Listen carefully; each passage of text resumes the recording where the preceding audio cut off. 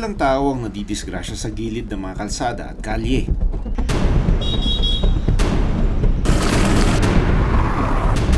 Maging ang mga wildlife.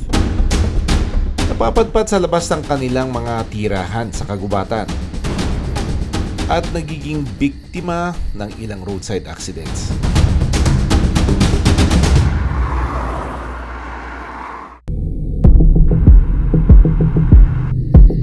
Sa tuktok ng isang puno sa Montalban, Rizal, namamahinga ang isang ibon na kilalang mailap at tanging sa Pilipinas lang matatagpuan. Isa itong Philippine Serpent Eagle. 2 araw na siyang nagpapalakas sa bahay na ito matapos sumalpok sa truck noong August 24. Ang nag-rescue sa kanya, si Carl Gadores, na dinayo pa ang ibon sa Laguna para kupkupin ito. Nandito tayo sa Montalban, Rizal kasi nga meron daw isang ibon na sumalpok dun sa isang truck. Medyo unusual ito, kaya dinayo natin. Para check upin na rin yung ibon, anong aksidente nangyari sa kanya, anong damage na nagawa sa katawan niya. Kuya, good morning. Opo, Doc. Ikaw yung sa yung truck yung bumangga o ikaw yung nagalaga? Ako po yung nagalaga. Ah, ikaw nagalaga. Nasaan na yung ibon ngayon? Nandun po sa taas. Sige, tignan natin. Sige po. Ito po, Doc. Oh, nilagay mo doon sa taas. Okay, so yung markings, yung pattern doon sa katawan ng ibon, may parang puti-puti, serpent eagle. Teka, paano napunta sa iyo itong ibon? Bali po nung Friday ng umaga, tumawag po sa akin yung pinsang ko na meron daw po silang nasalpok na ibon sa truck. Akala po nila may bumato po sa kanila na sa truck nila. Tapos yung pagtingin po nila, nakita po nila yung ibon, yung ayun nga po, na parang di makalipad. Tapos yung kinuha po nila, Nasa sahig na, nasa kalsada na. bagsak na po. Saang lugar ito? Sa may Barangay Laurel po, Santa Maria, Laguna. Mula Rizal, dinaya ni Carl ang Laguna para masiguro ang kaligtasan ng ibon. Naawa po ako sa ibon. Oo. Gusto ko rin may balik sa wild. Nang makuha, napansin ni Carl na gustuhin mang lumipad ng ibon, hindi nito maibuka ang kanyang pakpak. Para masuri ang kalagayan ng Serpent Eagle, dadalhin namin ito sa isang malapit na veterinary clinic para makuha na ng radiographs. Ganda nung ginawa mong enclosure dito, nilayo mo dun sa tao tapos nilagay mo dyan sa ganito. Sige, we'll try to grab it and then ililipat lang natin siya ng enclosure.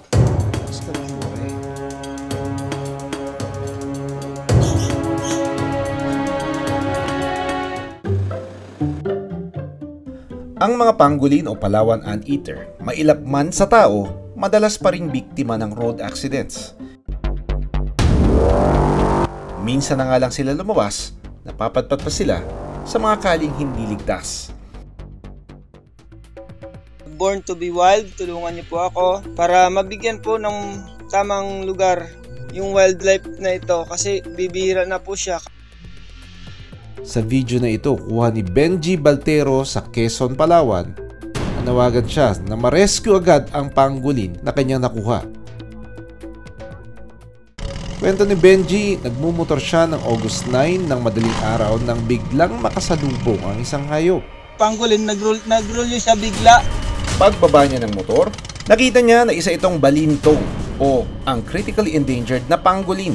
Agad niya itong kinuha at dinala sa kanilang bahay para hindi na raw makuha ng iba. Makalipas ang isang araw, nirespondihan ng Palawan Council for Sustainable Development o PCSD ang pangolin. At agad din nila itong inirelease pabalik sa wild.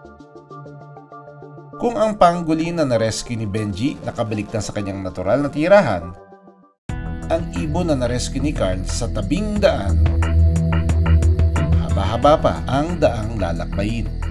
We'll do a radiograph para makita natin kung may bali at kung anong management yung gagawin pa natin sa kanya. Bago pa man kami makaalis ng mga taga-DNR sa bahay ni Carl, lumapit ang isa niyang kapitbahay. May natagpuan din daw na wildlife sa tabing kalsada noong isang gabi.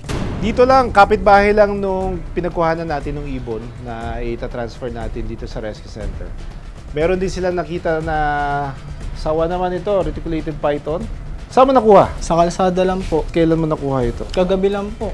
Oh, maliit pa lang oh. Siguro mga dalawang buwan, bata pa eh. At saka very feisty, no?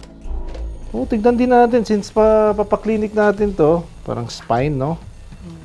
Nasa loob siya eh. Ayan, no? Look at this. Kakaiba, ah. So, kung may sugat, I would think na baka binaril ito. Yung mga air gun, no? Pero walang point of entry eh.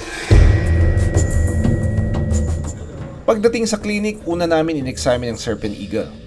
Okay, ang bait naman ito. Parang hindi ka masyado nagwawala. Dali natin doon.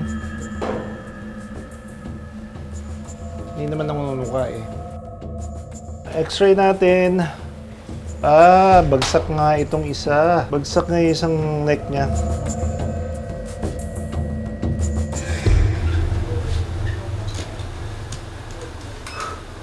Nang lumabas ang radiograph ng Serpent Eagle, nakita kong balina ang halos buong buto ng pakpak nito.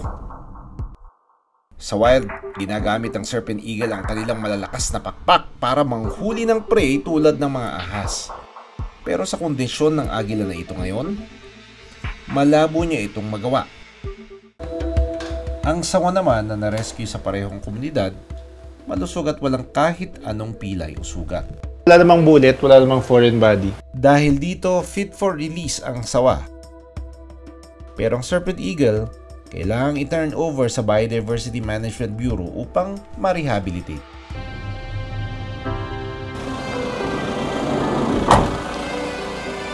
Kasama ang DNR sa Rizal, naibalik din kaagad sa kanyang natural na habitat ang batang sawa.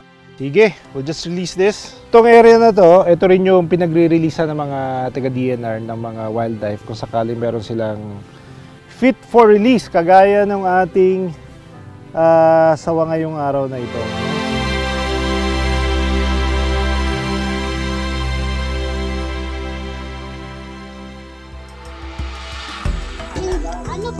Hindi na bago na mapunta sa kamay ng tao ang buhay ilang. Pero magandang senyales ang mga tulad nila Carl, Benji at Joboy. Sa pamamagitan ng walang tigil na pagbibigay ng paalala sa mga tao na dapat manatili sa wild ang ating mga hayop, may pag-asang pagbago ang ating pakikitungo sa ating wildlife.